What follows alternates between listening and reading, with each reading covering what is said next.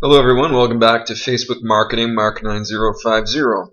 This is our final lecture, Week 6, Advanced Content and Advertising / Mobile. This week we're going to talk about apps and tabs, how they work, managing them, examples, and social plugins as well. We're going to talk about contests and promotions, including rules and best practices and some examples. And then we'll get into advanced advertising with conversions, audience insights, custom audiences, Power Editor, and dark posts. And lastly, we're going to end up with mobile, the difference between mobile and desktop, and managing your pages on mobile. So let's dive right into apps and page tabs. What's the difference? This is from StackOverflow.com. Tabs, which we all know about because we visited them several times, help keep pages organized so people know where to get different pieces of information. Now, an app is a web app, and web apps are loaded in the context of Facebook in this case. So this context that they're loaded into is referred to as the canvas page. So when you come across that term, it's what it's referring to. It's how a web app is pulled into Facebook and used on Facebook. It's done through a canvas page. So kind of like a blank canvas in Facebook on which you run your app. Page tab is actually a separate subpage on a Facebook page where apps and other features live. So right now what I'd like you to do is go to your Facebook page and then click on a tab. So this could be your timeline tab, this could be your photos tab, it might be one you've already installed. But notice the URL. The URL should change. So if you look at the URL for your Facebook page, then click on a tab, you should see a different URL. That's because it's actually a separate subpage. It just functions like a part of your main page. So how do you find apps to install? Facebook killed the app directory long ago in 2011. So now you search, unless you just want a game, in which case you can go to facebook.com/games, which is actually where Facebook app directory will redirect you to. But you can also quite simply just search in Google or in Facebook Graph Search. So there's no reason why if you're looking for an app, you can't just use the mighty Goog. Now certain tabs come out of the box. We can see here that on the page that I work on, you've got timeline, which is always going to be there. That's why it's bold. And you've got about, photos. Now I've installed Instagram feed. That didn't come out of the box. But you can see there are some that are there. Custom tabs are the same as these ones that come out of the box, except you program them yourself, or you install them. Now the interesting thing is you can rearrange sections, including the tab sections, quite easily. So the way you do this is if you hover over the right pointing arrow in a section. So in this graphic you can see I've zoomed in on the photo section of my page. And if I hover, you can see that I've got a pencil icon here. If I hover on that, it says Manage Sections. So click the pencil icon and you get the option to manage sections. So again, you can get here by doing this on any section. It could be your tabs, it could be your photos, it could be whatever. You can enter it just by doing this. So you click the pencil icon and this graphic comes up, rearranging sections. And quite simply, you can drag and reorder. So you can see here, to the right of each of these sections, we've got kind of like a little hash. And if you click on one of these, you can drag it up or drag it down. You can even add or remove tabs. So this is a way for you to get the tabs that are most important higher up in your page. Because in addition to accessing tabs by going through your tabs shortcuts here, you can also access them in boxes on the page itself, such as photos. So whichever tabs you want to be highlighted, you can rearrange them, even delete ones you don't want anymore. Now off the shelf there's a certain number of apps that are typically installed or that you might find useful. One is Instagram, another is Pinterest, Twitter. There's a whole bunch. See, these are the more common ones. And what you'll find with apps is that not only is the official one, but there's unofficial ones. And in some cases, and I'm thinking specifically of Instagram, the unofficial app may actually be better or work more efficiently than the official one. So it's up to you to decide which one will work best for you. But if you want to increase the interaction on your page, if you have an Instagram account for the business you're working for, or Pinterest or Twitter, you might want to consider installing one of these. So what I'd like you to do now is, if you're feeling confident, install one on your page. If you want to start slowly, you can just install an app on your own personal page. You can deinstall it right after, so it's not too big a deal. But if you have any questions about how to uninstall or any concerns, try installing and deinstalling an app first on your personal page. It's a fairly easy process. And the way that you would get started is to Google it or search in Facebook Graph. Here's some examples. So apps are often an ideal way to host contests, promotions.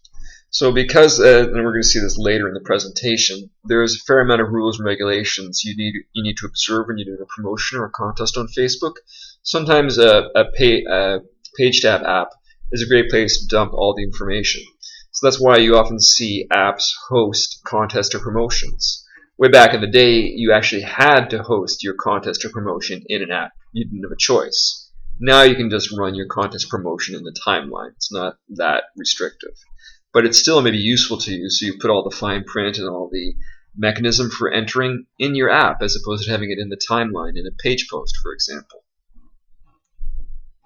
Another good way to use page tab apps is through crowdsourcing ideas. You can see Indigo has this app which allows people to submit ideas for improvements and things they'd like to see, that sort of stuff. You can buy tickets. Here's Rogers. But there's also ways you can screw up using your app. So here's a good example. When your app goes down, it looks bad on you if you don't remove the tab. So assuming that you create an app, which is possible, we'll get into that, make sure it works. Nothing looks as unprofessional as seeing a frowny face when someone clicks on a tab on your page. So always be aware. Another bad example is when you install an app, say a third party, but you don't configure it. So this is from an actual page. It was a 14-day free trial that somebody just forgot about and then walked away from. It looks pretty amateurish. Bad example number 3. I love this because if anybody is as old as I am, you remember Grey Poupon mustard ads from way back in the day. And they have an app. And if you take a look at all the stuff they're asking for in terms of personal details, it's public profile, friend list, status updates, check-ins, education history, current city, photos and likes, and your friends' photos. The only thing it doesn't ask for is a blood sample. So you kind of have to ask yourself, how many people are going to install or interact with this app knowing that they have to do this? Probably not that many. So how an app works is actually deceptively simple. So you've got your Facebook page over here. You've got your page tabs. You might have your pictures, your about. Maybe you've installed a Flickr app. And you have your own app. App 1 and App 2. You're adventurous. You've got 2 apps. That's how you roll. And over here, completely separate, not connected at all, is a web server. Somewhere in the world. It could be Timbuktu. And this web server has got an app that's running. And it's code. This is what code looks like. Trust me. It looks just like that. Now, these 2 separate things need a way to communicate. Otherwise, how is this app running on this web server going to get over here on your page tab? Well, very simply, it's through something called an iframe. So if any of you have any experience with HTML, you probably run across this. An iframe is just a way to pull in content from another site onto yours, or another page onto yours. So this iframe acts like a window between the web server over here and your Facebook page. And what it does, it sort of allows this app running here to be seen in your app tab here. So you're not actually programming on Facebook itself. All you're doing is programming over here and watching that program or having it interact through this iframe. Pretty simple. Now, for those of you that don't have any familiarity with HTML, you can actually use third-party helper apps to sort of roll your own if you want to create a custom app. You can program yourself, but things like apps.facebook.com/iframehost, which is made by Woobox, allow you to do it.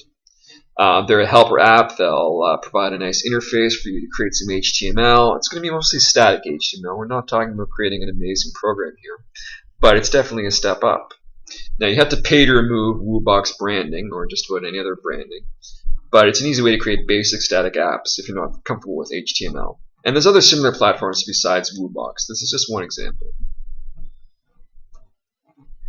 Now, if you do have some HTML and you want to build an app, and every time I run this course, there's at least one person that is interested in this, it's certainly possible, and it will help you stick out from the crowd in terms of marketability and skills, and really draws attention to your abilities. So, before you leap into creating an app, read this, the developers' policies on Facebook.com. And think about what kind of app you want to create. Because interestingly enough, you can create many different kinds of apps on Facebook or through Facebook. They can be iOS, Android, the Facebook Canvas apps we described, or a website app. So I'm not going to get into too much detail here because I know I'll lose some of you, but stick with me for just a few more slides while I explain how this works. To give you some background, these are some good resources. So if you want to explore this, the Page Tab tutorial is a good starting point, and the App Center tutorial is a good starting point. And also getting started, well, what could be a better starting point? Social plugins are related to apps, and you've experienced these already, even though you may not be aware of it. What they do is they allow you to bring Facebook functionality to properties off Facebook. If you want to find out some more information about how to do this, here's the address. Now, there's a bunch of different varieties of these social plugins, and here's some. A like button. Who hasn't seen a like button on a website or a blog? That's a social plugin. Embedding posts. Sharing an article or a blog post. All these things you've come across, and you come across every day on Facebook, and probably weren't aware that they're custom, that they're these social plugins that are related to apps.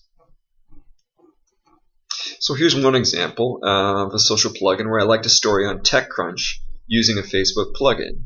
So this is actually a social plugin that's on TechCrunch.com that allows me to like an article, and then that gets shared on Facebook.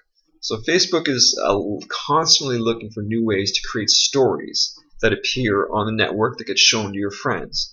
This is a way that it extends its reach and creates engagement and interaction. So these social plugins allow it to sort of inundate and get its little tentacles in every section of the web. It's pretty exciting stuff. But this is all old hat to you guys because you've seen this many times. And it's a fairly low impact way to get your toes into the shallow end of app development through social plugins. So if you're interested in this but feeling a bit intimidated about, well, how do I create an app on a separate web server, this may be for you. Getting started. And that's apps. So let's talk about contests or promotions now.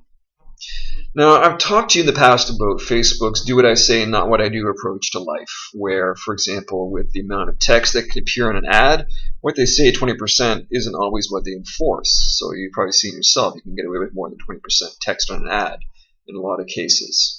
Similar sort of thing with promotions. It does the same thing with requirements for them, for promotions or contests. And I use the two words interchangeably here. So it says you need to observe a lot of regulations, but in effect, not that many pages do. But they don't appear to be penalized. Now, this isn't to say you won't and can't be, so I'm not telling you to throw caution to the wind. I'm going to run through what the regulations are with you, but keep in mind that they're not rigorously enforced. At least not the way other things are on Facebook. So here's the basics of the promotional guidelines. I'd encourage you to visit facebook.com/page_guidelines.php for the full version. But basically, it's 4 points. One is if you use Facebook to communicate or administer promotion, you're responsible for it. So that means you have to put up the rules, the terms and eligibility requirements, and any regulations, such as governmental stuff. Promotions on Facebook have to include a release of Facebook by each entrant or participant, which basically means you release Facebook from harm and responsibility. They're not responsible for what happens. And acknowledge promotions in no way sponsored or endorsed, etc. by Facebook. Now, if you're looking for specific language for all this that you can cut and paste, Just Google it or just search on Facebook and you'll see what other people have done. There's no fail-safe cut and paste version of these. It's going to change for everybody, and it's going to change depending on whether you're in the US or Canada, etc., etc. So I'm not going to give you that, but it's really easy to find, so just use Google or Facebook graph search. So as I was saying, number 3, promotions must be administered on pages or within apps. You can't, I should say, you can put promotions and contests in your timeline, but personal timelines must not be used to administer promotions. So you can run a contest or promotion on your Facebook brand fan page, but not on a personal one. So for example, you're not supposed to say share on your timeline to enter, or share on your friend's timeline to get additional entries. Those are really bad, and if people were allowed to do those, Facebook would probably be inundated with all kinds of bogus contests just to get people to get a brand in front of their friends. So that's why this isn't allowed. You can see why. And also, Facebook tells you they're not going to assist you in administering the promotion, so you do it at your own risk. Fairly basic stuff.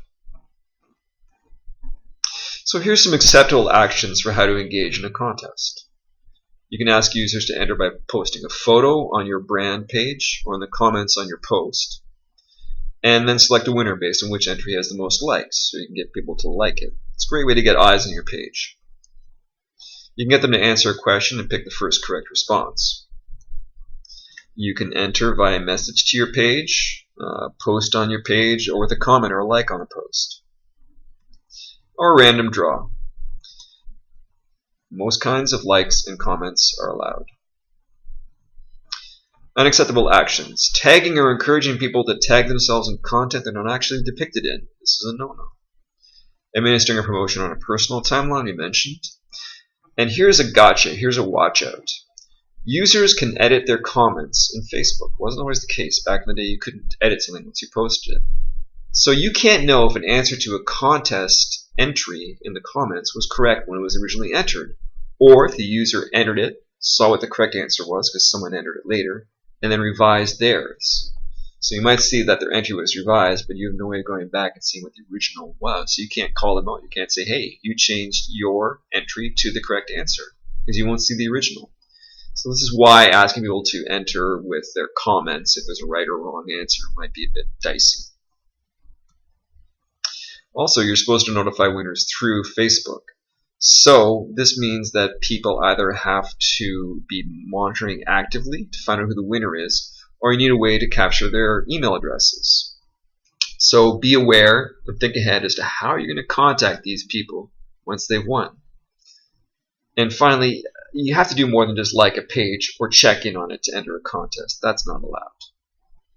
Liking can be the entry point, but not the sum total. So here's some examples, food for thought as to how contests and promotions can look. So this one is to like, tweet, or pin the image below. This one is simply, I haven't shown the details, but I just wanted to show you how you can take a photograph, and then you have some information on top, and you can see enter and play for a chance to win at this address. Now this takes you off Facebook. It's not technically a Facebook contest or promotion because you're going off Facebook, but it's a fine line.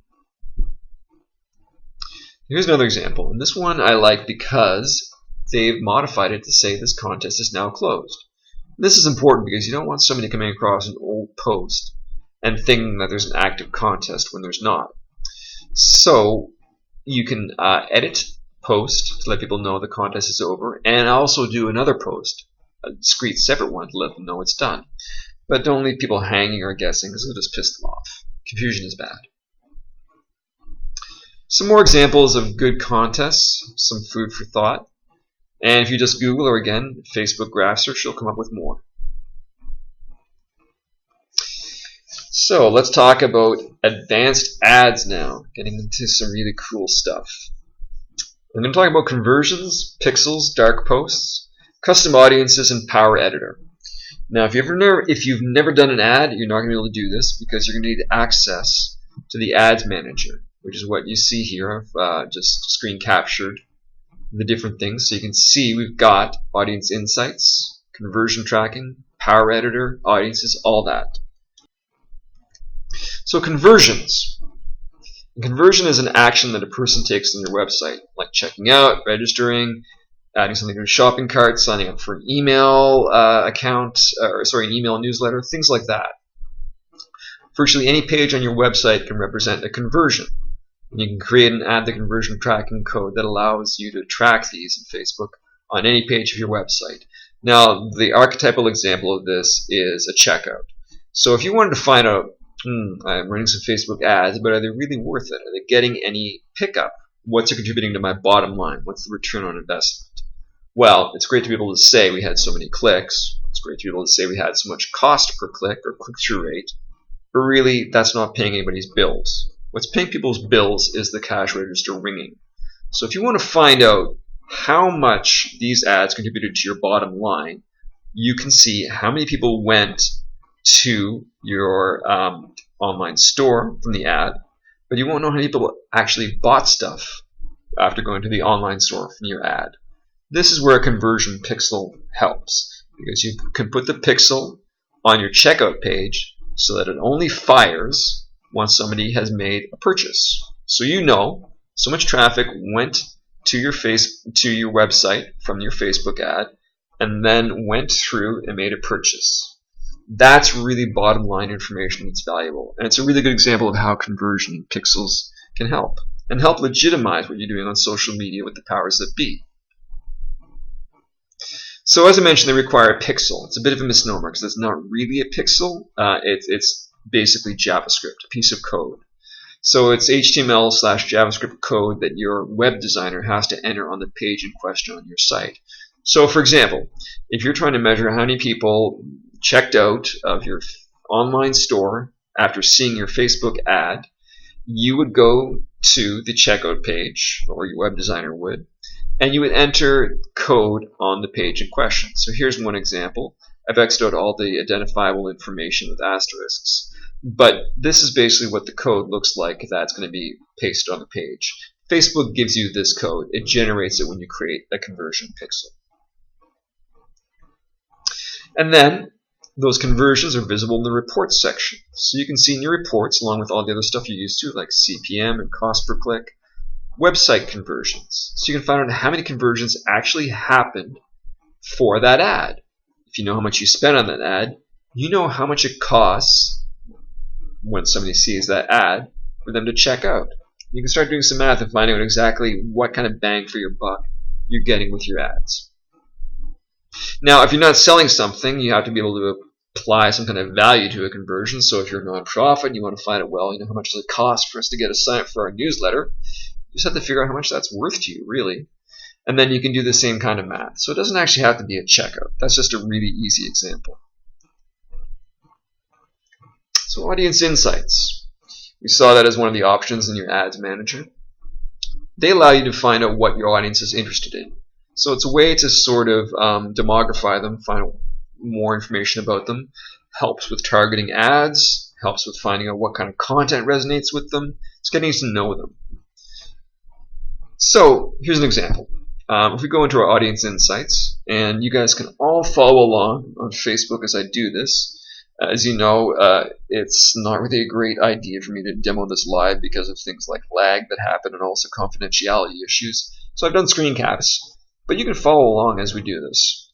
So in my example here, if we try to find out what young women, say in New York, are interested in, because we want to be able to target them in ads or put up some interesting content, we start there. So you can see here in my audience insights, I specified New York in the US, and I've said women between the ages of 18 and 24. And then this is what happens. It gives me some information. So it gives me the top categories of page likes that are of interest to them. So for example, shopping and retail is Roosevelt Field. I guess that's either a mall or a retailer in the US. Software is Instant Messenger. Radio station is Z100. Local businesses, I don't even know what that means. Attractions, Darien Lake Amusement Park and Six Flags. So we're starting to see some interesting stuff here. So if you wanted to target women in New York 18 to 24, one way you might do it is by targeting people that like Z100 or people like them. The other thing is that you can target people that go to Darien Lake Amusement Park, things like this. The other thing you can see is online habits. You can see how much time and frequency these people spend, say, on a desktop versus mobile versus the rest of Facebook. So you can get a sense of whether it's useful to target these people based on, remember when we did ads, you were able to, in behavior, specify their mobile habits. So you could say in your ads, the behaviors you want to target, say, Android users, mobile users broadly. Here's where you would find out whether you would want to do that potentially. So if you found out that your target demographic was overwhelmingly on mobile versus desktop, maybe you want to adjust your ads, first of all, not to show right column, because that doesn't show on mobile, but also to, in behavior, select mobile users or Android users.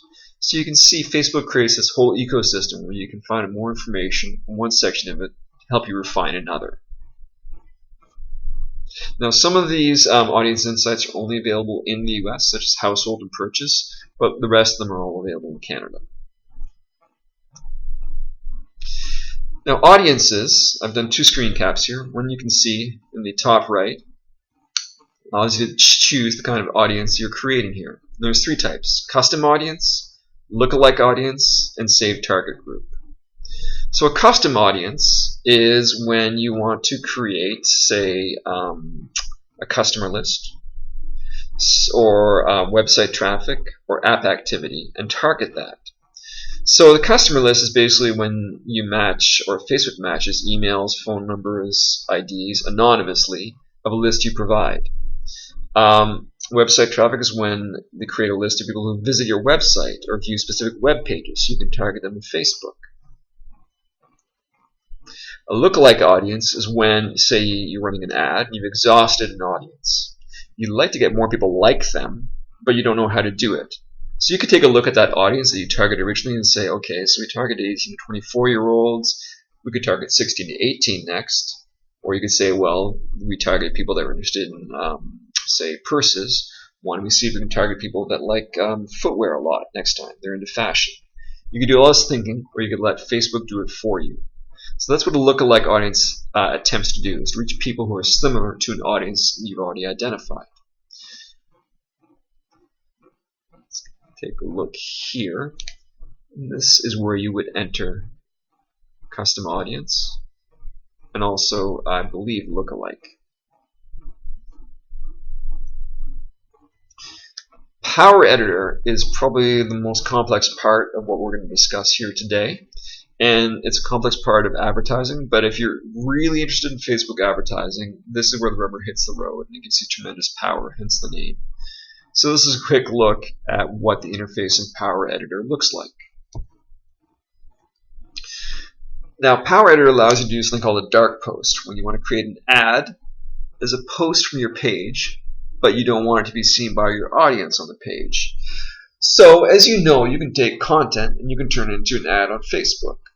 Now, what happens if you want to create ads from content, but you don't want to fill up your timeline full of these kind of ad-like pieces of content? You might be turning your audience off if you put all kinds in there. So, you don't want to fill up the page with posts, but you want to create a bunch of ads. Well, dark posts is one way of doing it. Now, this has evolved, so I'll show you the way that it used to be done. And there was one person in particular in class that was interested in this. So, if you want to create a dark post, you go to Power Editor and create a campaign. So, I can't really walk through this with you in Power Editor because, again, lag issues, confidentiality, etc. But you go to Power Editor and you go here, Campaigns, create a campaign. You enter the name, the buying type, which is an auction, and the objective. So we're going to click clicks to website. At this point, you used to have to go in Pages on the top left and create a post. So you would go to the top left of Power Editor and you would click Manage Pages. And you would create a post. You can see all that here. You don't really need to do that anymore. You can create the ads directly in Power Editor. So the question is, why would you create dark ads anymore? Users clicking anywhere on the ad go to the post itself rather than a photo. So for example, when you're creating an ad, when you're creating a piece of content and people click on it, I'm assuming you have a photo in the piece of content, they'll just go to the photo. when you create a dark post, people clicking anywhere on the ad you create from that dark post go to the post itself rather than the photo, which is what you want to happen. You also have more options for copy in the link post option, and likes and comments will show up on the post rather than on the photo. So what this means is that if you want to create a piece of content and you turn it into an ad, all other things being equal, people clicking it are going to go to a photo as opposed to the actual piece of content. And you're going to have fewer options for targeting and link post options, stuff like that. So if you create a dark post, more flexibility, and it gets the users to where you want them to go sooner. So this has evolved. Some of this may not apply anymore. Facebook ads have evolved. But there are other uses for Power Editor. So even if you're not that interested in dark posts, you can do other things like create ads in bulk. Now this is powerful because of that thing I talked about where you do A/B testing. Hopefully everybody remembers what that meant, which is when you want to find out what works best in an ad, so you create two. You change one thing in each ad. Might be a headline, might be an image, might be the text. This is getting you to find out what really resonates with your audience. Is it headline A, B? Is it image A, B? This allows you to get to know them. So you can do this in a much broader way using Power Editor. You do this by copying an ad you've already created many times and change one thing or more things in it each time. You do this in Excel of all places, and then upload all these different versions into Facebook. So, if you go into Power Editor and select Download to Power Editor, select the account to download from if you have more than one account, you can see here, Download to Power Editor. What this will do is it will pull down all the ads that you've run for a given period of time and make them available to you to operate on. So, you select the ad you want to copy and select Export Selected. So again, can't go into too much detail here, but remember, go to Download to Power Editor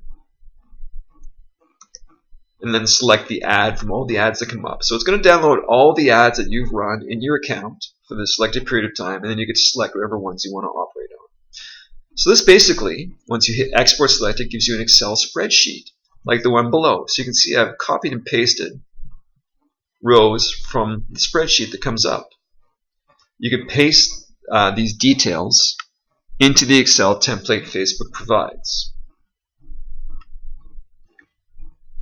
So what this allows you to do is to copy and paste to create multiple ads. So you can see here below, I've basically downloaded an ad and then I've copied it.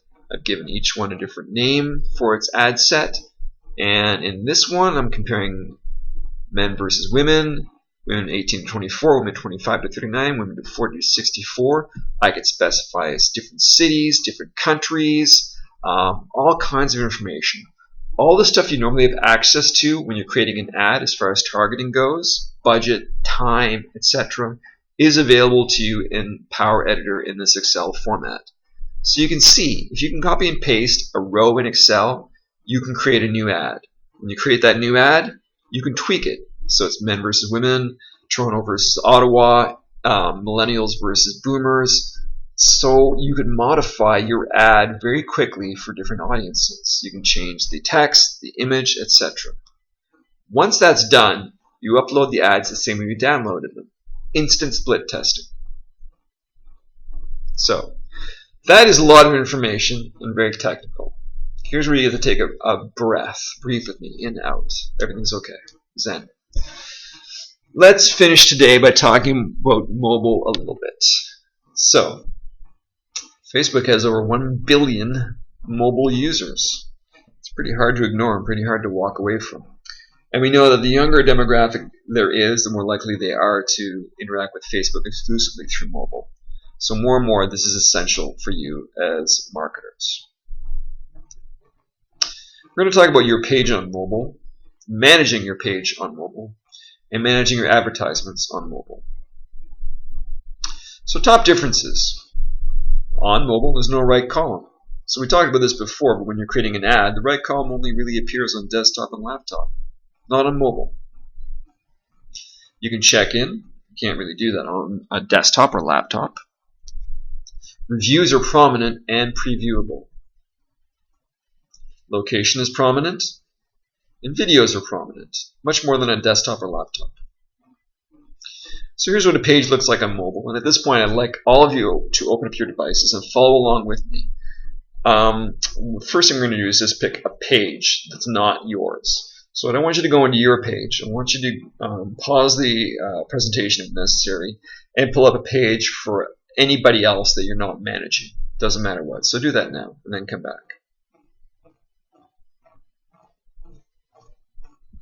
Okay, so hopefully you've got your page up. So when you go into the home, what do you see differently from a desktop or a laptop view?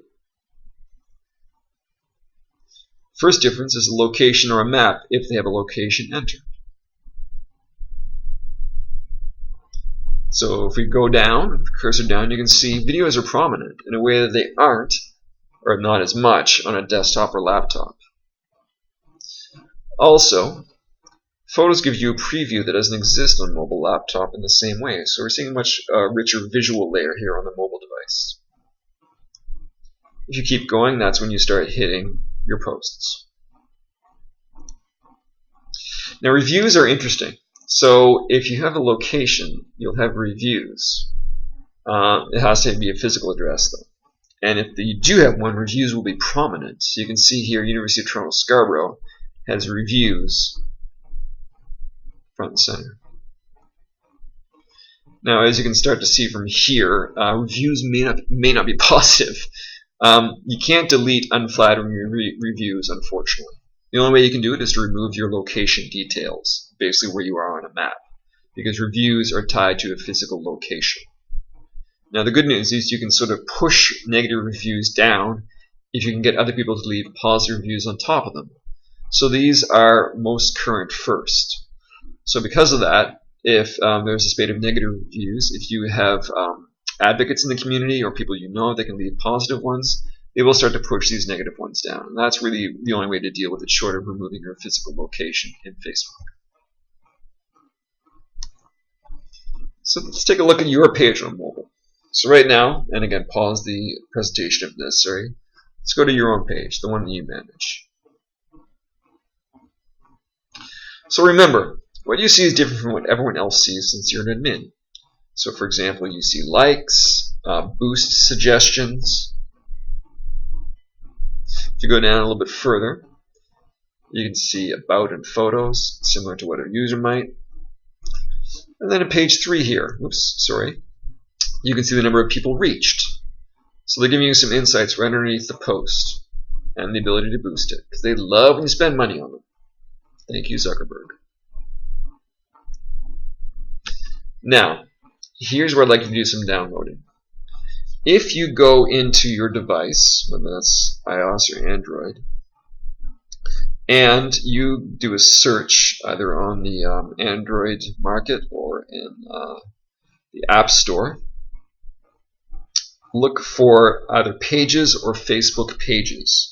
This is the app that allows you to manage your page. So what I'd like you to do now, because it's a free download, is download that and then connect to your page. So pause the presentation and do that if you haven't already. Okay, so hopefully you're back and you managed to do that. So when you look at your page in Manager, again you can see boost suggestions. You can also invite friends to like the page. They're recreating some of the functionality of the desktop laptop version here.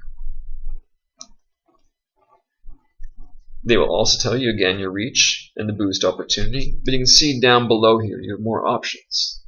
This doesn't exist when you're just visiting the page that you manage in Facebook on a mobile device. So what are these things? Well, first one is your notifications. Similar to desktop, laptop, it tells you what people are doing. Messages to the page, if you allow messaging to the page, happen here. Insights. And this is really interesting because a lot of people don't realize they can get insights on the go. And if you click into any one of these, you'll see something like this. This should be familiar to all of you by now.